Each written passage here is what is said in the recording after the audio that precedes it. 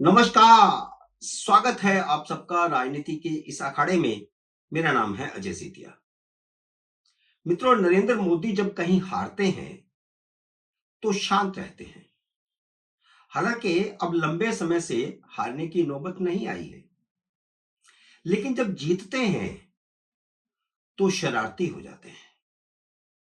कोई अंदाज भी नहीं लगा सकता कि उनका अगला कदम क्या होगा और वे किस होशियारी से विरोधियों को पटकनी देंगे। दिल्ली की जीत ने उनके हौसले इतने बुलंद कर दिए हैं कि आने वाले दिनों में वे बड़ी मार-धाड़ करने वाले हैं। इसकी शुरुआत उनके अमेरिका से लौटते ही हो गई है। जो लोग कहते थे कि मोदी और ट्रंप की केमिस्ट्री पहले जैसी नहीं लगती, उन्हें अमेरिका के नए फैसले से झटका लगा होगा।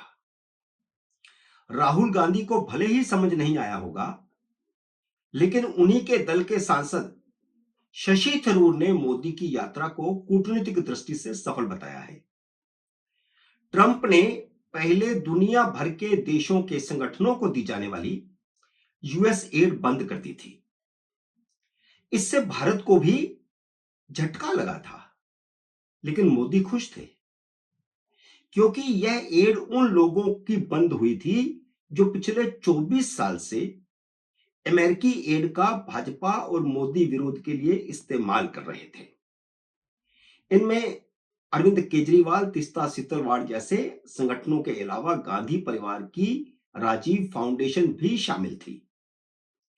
यूएस एड बंद किया जाना मोदी सरकार के लिए बड़ी राहत थी।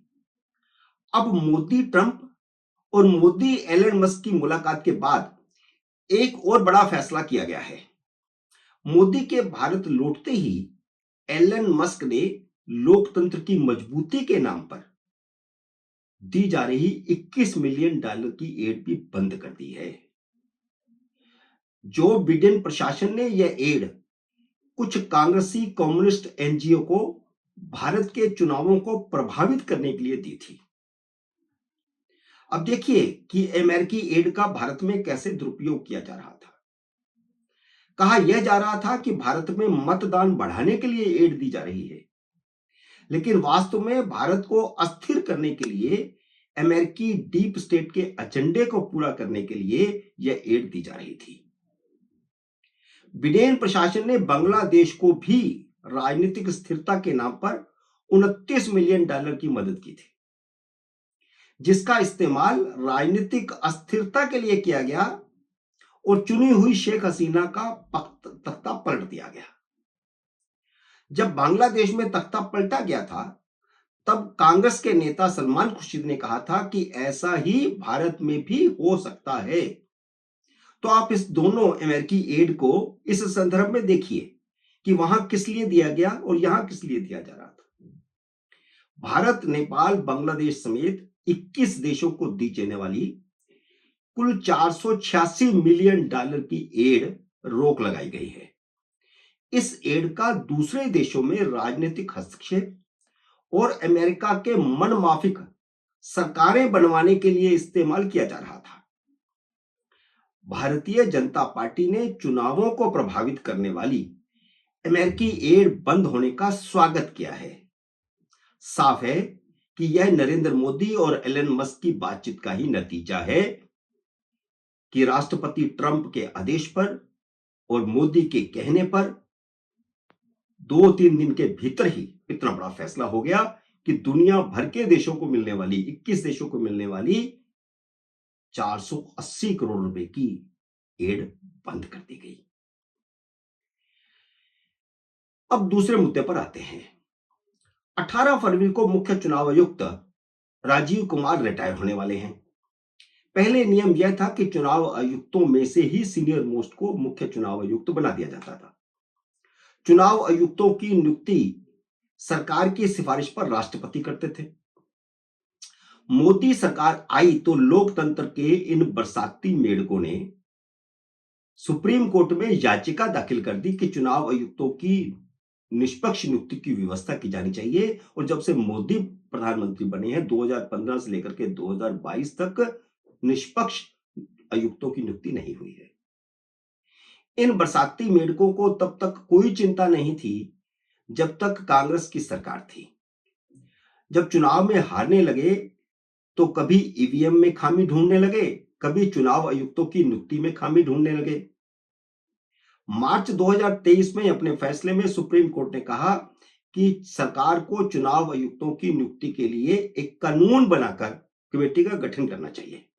लेकिन जब तक कानून नहीं बनता तब तक प्रधानमंत्री की अध्यक्षता में कमेटी रहेगी, जिसमें लोकसभा में विपक्ष के नेता और चीफ जस्टिस सदस्य होंगे। लेकिन यह अस्थायी व्यवस्था थी।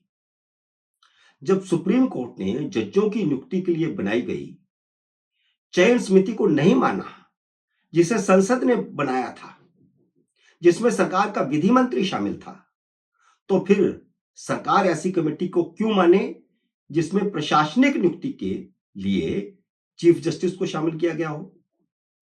सीबीआई चीफ की नियुक्ति के मामले में यह गलती मनमोहन सिंह सरकार ने की थी, लेकिन मोदी क्यों यह गलत करते?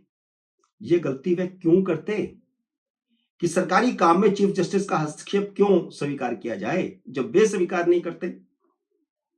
तो उन्होंने संसद से जो कानून पास करवाया उसमें चीफ जस्टिस की जगह पर विधि मंत्री को रख दिया।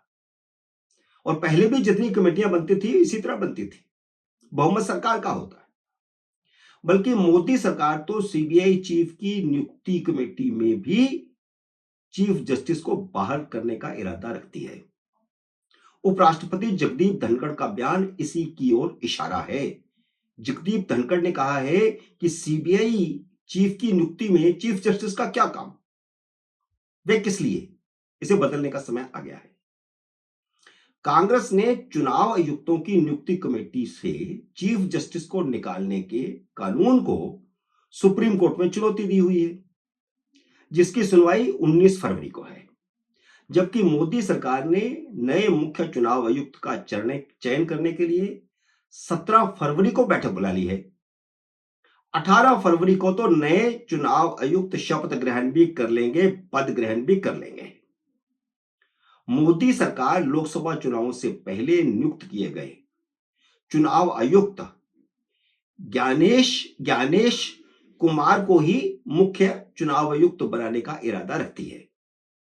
भले ही चयन कमेटी ने 480 नामों की सूची भेजी है, ज्ञानेश कुमार के मुख्य चुनाव आयुक्त बनने पर चुनाव आयुक्त का एक पद खाली हो जाएगा। अब कह नहीं सकते कि इसी बैठक में नए चुनाव आयुक्त की नियुक्ति होगी या नहीं होगी। हो सकता है कि यह नियुक्ति भी हो जाए। 17 फरवरी को ही राहुल गांधी के विरोध के बावजूद यह नियुक्ति हो भी सकती है। नए कानून के तहत जब ज्ञानेश कुमार और सुखबीर सिंह संधू की नियुक्ति की गई थी तो लोकसभा में कांग्रेस के नेता अधीर रंजन चौधरी ने विरोध में वॉकआउट किया था। अब उन्हीं में से एक ज्ञानेश कुमार को मुख्य चुनाव आयुक्त बनाया जा रहा है, तो कांग्रेस की परेशानी स्वाभाविक है। लेकिन इसका एक और बड़ा कारण भी है। ज्ञानेश की नियुक्ति का उस समय विरोध क्यों हुआ था और अब मुख्य चुनाव आयुक्त बनाते समय क्यों विरोध हो रहा है, इसका भी एक बड़ा कारण है। ज्ञानेश कुमार उस समय गृह मंत्रालय में थे जब 370 जम्मू कश्मीर से हटाई गई थी और 370 हटाने की सारी प्रक्रिया की निगरानी वही कर रहे थे।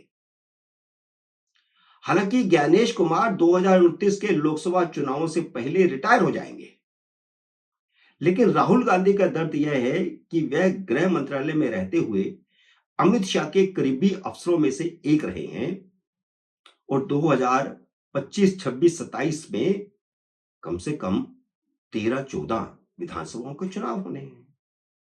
मित्रों, उम्मीद है मेरा ये वीडियो आपको पसंद आया होगा। इसे लाइक और शेयर कीजिए। अगर आपने मेरे YouTube चैनल को अब तक सब्सक्राइब नहीं किया तो कृपया सब्सक्राइब करके अपना आशीर्वाद दीजिए।